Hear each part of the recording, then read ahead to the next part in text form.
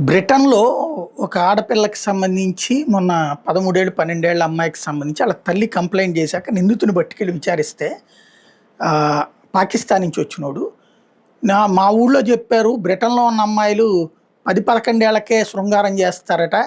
మనం అడిగితే చాలట సాధ్యమైపోతుందంట అన్నారు అన్నది. అంటే అంతగా మనకి యూరప్ అమ్మాయిలంటే వాళ్ళు పర్వర్టెడు లేకపోతే సెక్సువల్‌గా అట్లాగా వచ్చేసి మీద పడిపోతారన్నటువంటి ఒక ఫీలింగ్ వెనుకబడిన దేశాల్లో ఉంది. ఆ మాట్లాడుకునే దాని వలన ఉంది. ఇది ఎందుకు చెప్పాల్సి వస్తుందంటే గ్రూమింగ్ యాంగ్ సక్సెస్ అవుతుంది అక్కడే.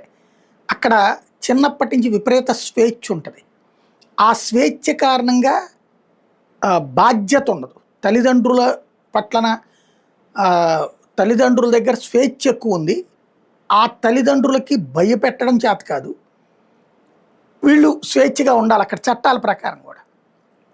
దాంతో ఆ వయసు 11, 12 వచ్చేటప్పటికి తమని అట్రాక్ట్ అయ్యి వెంటపడే అబ్బాయిలంటే గొప్పగా అనిపిస్తుంది.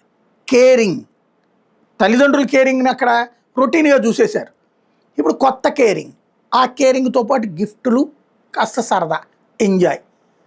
ఆ వయసు తెచ్చేటటువంటి పొంగులు, ఆ పొంగులకి అవతలోడి హంగులు, ఇవే గ్రూమింగ్ గ్యాంగ్స్. ఆ గ్యాంగ్స్ని ప్రోత్సహించే వాళ్ళ మతానికి సంబంధించిన పెద్దలు. ఇది ముస్లింలోనే కాదు, సిక్కులలో కూడా ఉందట.